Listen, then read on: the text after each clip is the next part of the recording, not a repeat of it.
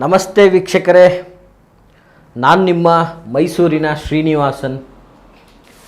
ವೀಕ್ಷಕರೇ, ಇವತ್ತಿನ ದಿನ ಒಂದು ಕುಟುಂಬದಲ್ಲಿ ಅಥವಾ ಒಂದು ಸ್ನೇಹ, ಪ್ರೇಮ, ವಿಶ್ವಾಸದಲ್ಲಿ ಅಥವಾ ಮಾಡ್ತಕ್ಕಂತಹ ವೃತ್ತಿ ಜೀವನದಲ್ಲಿ ಅಥವಾ ಬಾಲ್ಯದ ಗೆಳೆತನದಲ್ಲಿ ಯಾವುದೋ ಒಂದು ವ್ಯವಸ್ಥೆಯಲ್ಲಿ ಜೀವನದುದ್ದಕ್ಕೂ ನಮ್ಮ ಜೀವನವನ್ನು ಹಂಚಿಕೊಂಡಿರ್ತಕ್ಕಂಥ ಸ್ನೇಹಿತರಾಗಿರ್ಬೋದು, ಬಂಧುಗಳಾಗಿರ್ಬೋದು, ಪತಿ ಪತ್ನಿಯರಾಗಿರ್ಬೋದು, ವ್ಯಾವಹಾರಿಕವಾಗಿ ಸ್ನೇಹಿತರಾಗಿರ್ಬೋದು, ಎಲ್ಲ ರೂಪದಲ್ಲೂ ಕೂಡ ನಮಗೆ ಗೊತ್ತಿಲ್ಲದೆ ಒಬ್ಬರಲ್ಲ ಒಬ್ಬರೊಟ್ಟಿಗೆ ಒಂದು ಅವಿನವ ಬಾಂಧವ್ಯವನ್ನು ಅಥವಾ ಒಂದು ಪ್ರೀತಿ, ಪ್ರೇಮ, ವಿಶ್ವಾಸವನ್ನು ನಾವು ಸೃಷ್ಟಿ ಮಾಡಿಕೊಂಡಿರ್ತೇವೆ. ಇಂತಹ ಸೃಷ್ಟಿ ಮಾಡಿಕೊಂಡಿರ್ತಕ್ಕಂತಹ ವ್ಯಕ್ತಿಗಳು ನಮ್ಮಿಂದ ದೂರ ಆದಾಗ ಸಹಜವಾಗಿ ಮನುಷ್ಯನಲ್ಲಿ ದುಃಖ, ನೋವು, ಜಿಜ್ಞಾಸೆ ಅಂತಕ್ಕಂಥದ್ದು ಉತ್ಪತ್ತಿ ಆಗೋದು ಸಹಜ. ಕೆಲವೊಂದು ಬಾರಿ ಈ ಥರ ವಿಷಯದಲ್ಲಿ, ಯಾಕಂದರೆ ಈ ಪ್ರೀತಿ, ಭಾವನೆ ಮತ್ತು ಪರಸ್ಪರವಾದಂತಹ ಮಮಕಾರಗಳಲ್ಲಿ ಕೆಲವೊಂದಷ್ಟು ಜನಕ್ಕೆ ಬಹಳನೇ ನೋವು ಉಂಟಾಗಿರ್ತದೆ. ಸೊ ನಿಮ್ಮ ಪ್ರೀತಿ ಪಾತ್ರರು ನಿಮಗೆ ಶತ್ರುಗಳಾದಾಗ ನೀವು ಅವರನ್ನು ದ್ವೇಷಿಸಬೇಕು ಅನ್ನೋ ಉದ್ದೇಶ ಇರಲ್ಲ, ನೀವು ಶತ್ರುತ್ವ ಬೆಳೆಸಬೇಕನ್ನುವಂಥ ಉದ್ದೇಶ ಇರಲ್ಲ.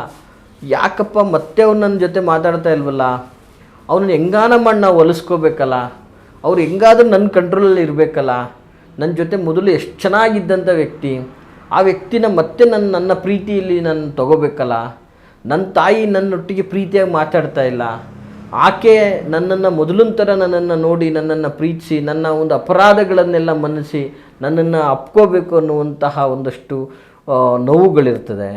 ಸೊ ಜೊತೆಗೆ ಪರಸ್ಪರ ಗಂಡ ಹೆಂಡತಿಯರು ದೂರ ಆಗಿರ್ತಾರೆ. ದಾಂಪತ್ಯದಲ್ಲಿ ಏನೋ ಒಂದು ರೀತಿಯಾದಂಥ ಕಿರಿಕಿರಿ, ಗೊಂದಲ, ಭಾಳ ಅನ್ಯೋನ್ಯವಾದಂಥ ಕುಟುಂಬ ಆಗಿರುತ್ತೆ. ಹುಡುಗಿಗೆ ಅವನ ಮೇಲೆ ಪ್ರೀತಿ, ಇವನ ಮೇಲೆ ಪ್ರೀತಿ, ಬಟ್ ಯಾರೂ ಒಂದಾಗಕ್ಕಾಗ್ತಾ ಇರಲ್ಲ, ದ್ವೇಷ ಸೃಷ್ಟಿಯಾಗ್ಬಿಟ್ಟಿರುತ್ತೆ. ಎಲ್ಲೋ ಸ್ನೇಹಿತ ಆತ್ಮೀಯವಾಗಿರ್ತಾನೆ. ಈ ರೀತಿಯಾದಂಥ ವ್ಯವಸ್ಥೆ ನೋಡಿ. ಓವರಾಲ್ ನಾನು ಏನು ಹೇಳಕ್ಕೆ ಹೊರಟಿದ್ದೀನಿ ಅಂದರೆ, ಯಾರು ಅತಿಯಾದಂತಹ ಪ್ರೀತಿಸ್ತಾ ಇರ್ತೀರ ಆ ಪ್ರೀತಿ ಪಾತ್ರರು ಅಥವಾ ಇಂಥವರು ನನ್ನೊಟ್ಟಿಗೆ ಇದ್ದರೆ ನನಗೆ ಒಳ್ಳೆಯದಾಗುತ್ತೆ, ಅಥವಾ ಇಂಥವರು ನನ್ನ ಒಂದು ವಿಶ್ವಾಸದಲ್ಲಿ ಇರಬೇಕು, ಅಥವಾ ಇಂಥವ್ರನ್ನ ನಾನು ಹೊಲಿಸ್ಕೋಬೇಕು, ಇಂಥವ್ರ ಜೊತೆ ನಾನು ಇರಬೇಕು ಅನ್ನುವಂತಹ ವ್ಯವಸ್ಥೆ.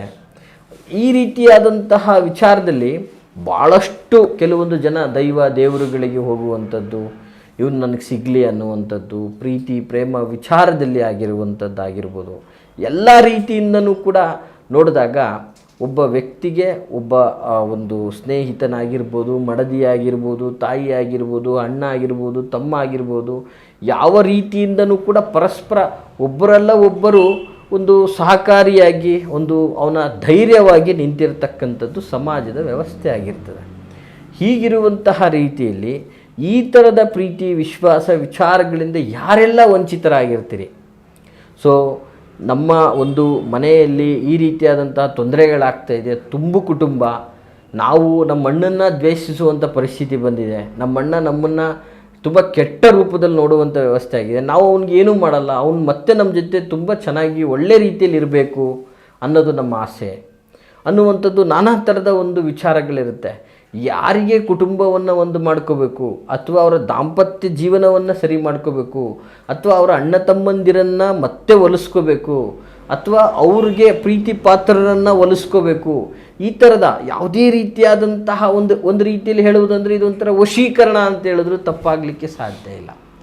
ಅಂದರೆ ನೀವು ಯಾರನ್ನು ಓಲೈಸ್ಕೋಬೇಕು ಅವರನ್ನು ಓಲೈಸ್ಕೊಳ್ಳುವಂತಹ ಒಂದು ವಿಶೇಷವಾದಂತಹ ತಂತ್ರ ಅಂತ ಹೇಳಲಿಕ್ಕೂ ಸಾಧ್ಯ ಇಲ್ಲ. ಬಹಳ ಅದ್ಭುತವಾದಂತಹ ತಂತ್ರ ಇದಾಗಿರ್ತದೆ ವೀಕ್ಷಕರೇ. ಸಾಮಾನ್ಯವಾಗಿ ನೋಡಿ, ಇದು ನಿಮ್ಮ ಪ್ರಕೃತಿಯಲ್ಲಿರುವಂಥ ವ್ಯವಸ್ಥೆಯಲ್ಲಿ ಈ ಒಂದು ತಂತ್ರಕ್ಕೆ ಯಾವುದೇ ಥರದ ಮಂತ್ರೋಚ್ಚಾರ ಹೇಳುವಂಥ ಅಗತ್ಯ ಇಲ್ಲ. ಯಾವುದೇ ದೇವ್ರಿಗೆ ಹೋಗ್ಬಿಟ್ಟು ಉರುಳು ಸೇವೆ ಮಾಡಬೇಕಾಗಿಲ್ಲ. ಯಾವುದೇ ಥರದ ಒಂದು ನೇಮ ನಿತ್ಯಗಳನ್ನು ಪಾಲಿಸುವಂಥದ್ದು ಬೇಕಾಗಿಲ್ಲ. ಮನಸ್ಸು ಶುದ್ಧಿಯಾಗಿದ್ದು ಒಳ್ಳೆತನಕ್ಕೆ ಇದನ್ನು ಉಪಯೋಗಿಸ್ಕೊಂಡಿದ್ದೆ ಆದರೆ ಖಂಡಿತವಾಗಿಯೂ ನೀವು ಇಷ್ಟಪಟ್ಟಂಥವರನ್ನು ನೀವು ಹೊಲಿಸ್ಕೊಳ್ಳುವಂಥ ವ್ಯವಸ್ಥೆ ಆಗುತ್ತೆ. ಅಂತಹ ಒಂದು ಮಹತ್ವದ ಈ ಒಂದು ತಂತ್ರ ಇದಾಗಿರುತ್ತೆ ವೀಕ್ಷಕರೇ.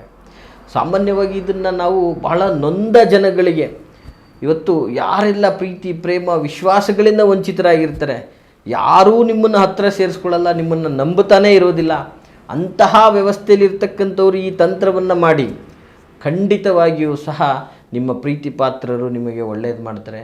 ಆಮೇಲೆ ವಿಶೇಷವಾಗಿ ಇದು ಭಾಳ ಅದ್ಭುತವಾಗಿ ವರ್ಕ್ ಆಗ್ತಕ್ಕಂಥದ್ದು ಸಾಂಸಾರಿಕ ವ್ಯವಸ್ಥೆಯಲ್ಲಿ, ಜೊತೆಗೆ ಪ್ರೀತಿ ಪ್ರೇಮದ ವ್ಯವಸ್ಥೆಯಲ್ಲಿ ಯಾರೆಲ್ಲ ದೂರ ಆಗಿರ್ತಾರೆ. ಮತ್ತು ಕೆಲವೊಂದು ಬಾರಿ ಏನಾಗಿರ್ತದೆ, ಅಪಾರವಾದ ನಂಬಿಕೆ ಇದ್ದಂಥವ್ರೇ ಯಾವತ್ತೂ ನಮ್ಮನ್ನು ಬಿಟ್ಟು ಹೋಗಲ್ಲ ಅನ್ನುವಂಥ ವ್ಯವಸ್ಥೆ ಇರೋರೇ ಬಿಟ್ಟು ಹೋಗ್ಬಿಟ್ಟಿರ್ತಾರೆ. ಅವರ ಒಂದು ವ್ಯವಸ್ಥೆ, ಅವರ ಬರುವಿಕೆಗೋಸ್ಕರ ಭಾಳ ದಿನಗಳ ಗಂಟ ಕಾಯ್ತಾ ಇರ್ತಾರೆ. ಸೊ ಯಾವುದೇ ರೀತಿಯಾದಂತಹ ಲಾಭ ಆಗಿರೋದಿಲ್ಲ. ಇದಕ್ಕೆ ಸಂಬಂಧಪಟ್ಟಂಗೆ ಕಾನೂನಾತ್ಮಕವಾಗಿ ಮತ್ತು ಸಮಾಜದಲ್ಲಿ ನಾನಾ ಥರದಲ್ಲಿ ಪ್ರಚಾರಗಳನ್ನು ಮಾಡ್ತಾರೆ. ಅವರು ನಿಮ್ಮ ಪ್ರೀತಿ ಬಾಂಧವ್ಯಗಳಿಂದ ದೂರ ಆಗ್ತಾರೆ. ಎಷ್ಟೋ ಕುಟುಂಬದವರು ಒಂದು ಮಾಡುವಂಥ ಪ್ರಯತ್ನ ಮಾಡ್ತಾರೆ, ಸಾಧ್ಯವಾಗೋದಿಲ್ಲ. ನೋಡಿ ವೀಕ್ಷಕರೇ, ಇಂತಹ ಪರಿಸ್ಥಿತಿಯಲ್ಲಿ ದಯಮಾಡಿ ಈ ಒಂದು ತಂತ್ರವನ್ನು ನೀವು ಅನುಸರಿಸಿ.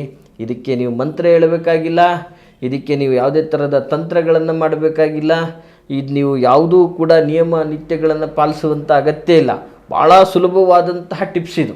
ಇದನ್ನು ಫಾಲೋ ಮಾಡಿ ಸಾಕು, ಭಗವಂತನ ಅನುಗ್ರಹದಿಂದ ಎಲ್ಲ ಒಳ್ಳೆಯದಾಗ್ತದೆ ಅಂತ ಹೇಳ್ತಾ, ಏನಪ್ಪ ಆ ಟಿಪ್ಸು ಅಂತಂದರೆ, ವಿಶೇಷವಾಗಿ ಸಾಮಾನ್ಯವಾಗಿ ಈ ಒಂದಷ್ಟು ಪ್ರಕೃತಿಯಲ್ಲಿ ನಿಮಗೆ ಗೊತ್ತೇ ಇದೆ, ಈ ಕಾಗೆಗಳು ಪ್ರಕೃತಿಯಲ್ಲಿ ಬೆಳಗಾದರೆ ಏನೋ ಒಂದು ಹೊರಗಡೆ ಏನೇ ಹಾಕಿದ್ರೂ ಬರ್ತಾ ಇರ್ತದೆ.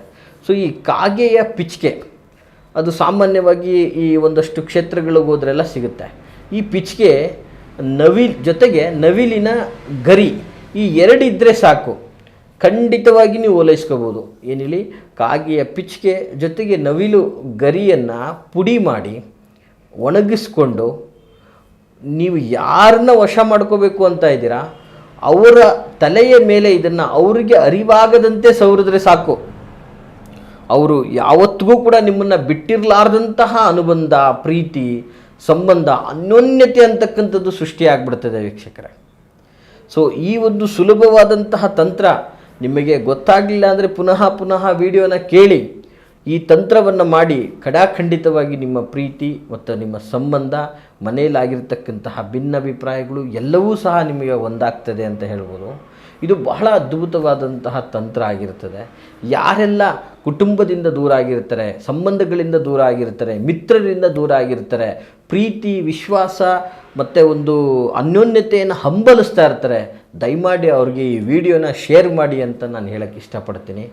ಈ ವಿಡಿಯೋ ತಮಗೆಲ್ಲ ಇಷ್ಟ ಆಗಿದೆ ಅಂತ ನಾನು ಭಾವಿಸ್ತಾ, ದಯವಿಟ್ಟು ಲೈಕ್ ಮಾಡಿ. ಜೊತೆಗೆ ನಿಮ್ಮ ಯಾವುದೇ ಥರದ ವೈಯಕ್ತಿಕ ತೊಂದರೆಗಳು, ಸಮಸ್ಯೆಗಳಿದ್ದರೆ ವಿಡಿಯೋದಲ್ಲಿ ಕಾಣ್ತಾ ಇರತಕ್ಕಂತಹ ಸಂಖ್ಯೆಗೆ ಕರೆ ಮಾಡಿ. ಯಾವುದೇ ಥರ ಒಂದು ಸಮಸ್ಯೆಗಳನ್ನು ನೆಗ್ಲೆಕ್ಟ್ ಮಾಡ್ಕೊಳ್ಳೋಕೆ ಹೋಗಬೇಡಿ. ಯಾವುದೇ ಸಮಸ್ಯೆ ಪ್ರಾರಂಭ ಆಗ್ತಾ ಇದ್ದಂಗೆ ಅಲ್ಲೇ ಅದನ್ನು ನಾಶ ಮಾಡುವಂತಹ ಒಂದು ವ್ಯವಸ್ಥೆಯನ್ನು ಮಾಡ್ಕೊಳ್ಳಿ. ಗೊತ್ತಿಲ್ಲ ಅಂದರೆ ವಿಡಿಯೋದಲ್ಲಿ ಕಾಣ್ತಾ ಇರತಕ್ಕಂತಹ ಸಂಖ್ಯೆಗೆ ಕರೆ ಮಾಡಿ ನಮ್ಮನ್ನು ನೇರವಾಗಿ ಸಹ ಬಂದು ಭೇಟಿಯಾಗ್ಬೋದು. ನಾವಿರುವಂಥದ್ದು ಮೈಸೂರು ವಿಜಯನಗರ KD ಸರ್ಕಲಲ್ಲಿ ನಮ್ಮ ಕಚೇರಿ ಬರ್ತದೆ. ಬಂದು ನೇರವಾಗಿ ನಮ್ಮನ್ನು ಭೇಟಿಯಾಗ್ಬೋದು ಅಂತ ಹೇಳ್ತಾ, ಎಲ್ರಿಗೂ ಒಳ್ಳೆಯದಾಗಲಿ. ನಮಸ್ಕಾರ.